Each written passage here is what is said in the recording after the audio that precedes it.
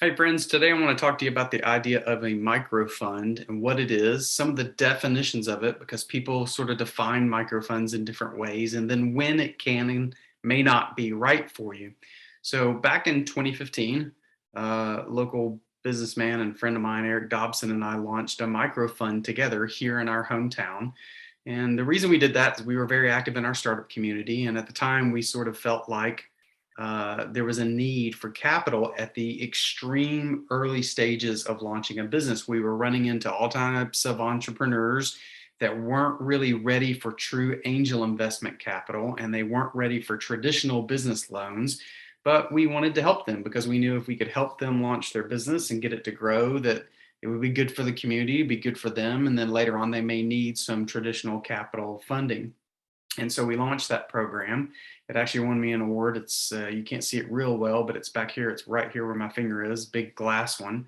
Flew home from Washington D.C. with that thing in my backpack, and actually got pulled by TSA because they thought it might have bomb material on it. Maybe it's because it's what it's made of. Anyways, we launched a fund, and by the way, don't be shocked here in a month or so if you see an announcement about that fund relaunching, because we're working on that as we speak. We launched that fund and it had a lot of success. It was a first of its kind, to be honest. We got a lot of attention nationally, and we had a lot of folks calling us for how to launch those types of funds. Our particular fund was a debt fund for very early stage entrepreneurs. I'll talk about that here in a minute.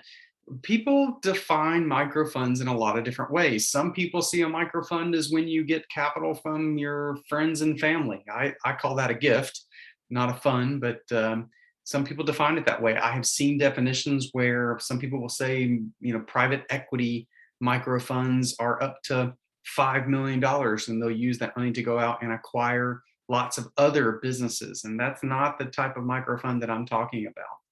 Some people would say crowdfunding is a microfund of sorts. And there I would agree it is a bit of a microfund, but that's still not the type of microfund that I'm talking about. What I'm really focused on is extremely, and I mean extremely early stage entrepreneurs who have ideas with a little bit of traction, who are not able to bootstrap the idea on their own with the money out of their own pocket to get it to grow. And while there are plenty of business models where you can do that, there are some where you can't. So, good examples of a model that requires some funding that maybe some entrepreneurs may not have enough of is a business that needs equipment. So, if you were going to start a t shirt printing business, that equipment is not inexpensive in some instances. And so, you may not have the even what some people would call small amounts of capital in order to get that business rolling. And so a microfund could be appropriate for you.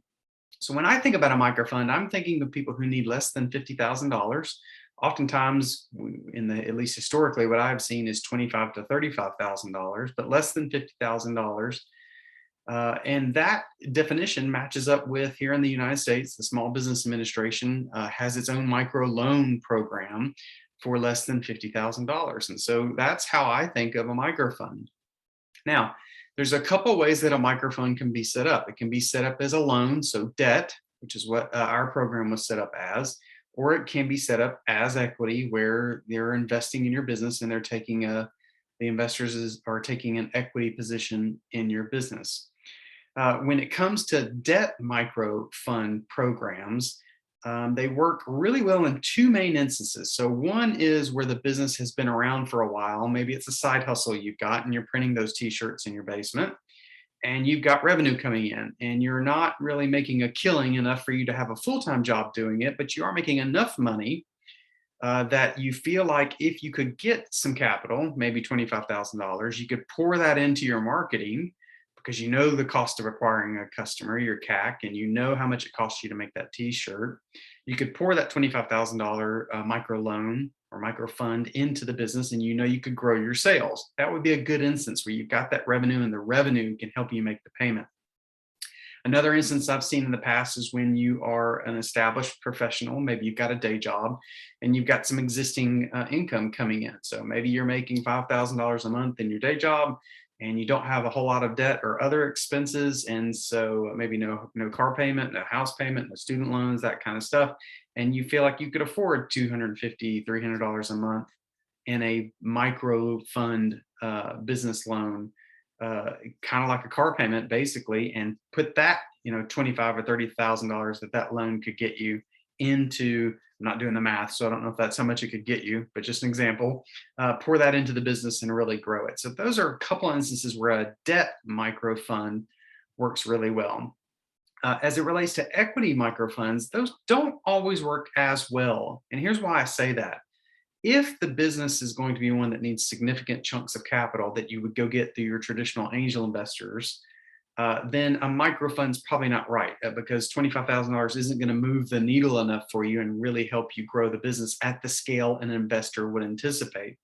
So where we see equity microfunds is usually in incubators or accelerator programs, sometimes homegrown, meaning they're in your local community, and your local county has a microfund program where they take an equity stake in exchange for capital into your business. And so these accelerator programs can often work well, and I would consider those to be a microfund program. Now, the offset choice is you're giving up shares in your company.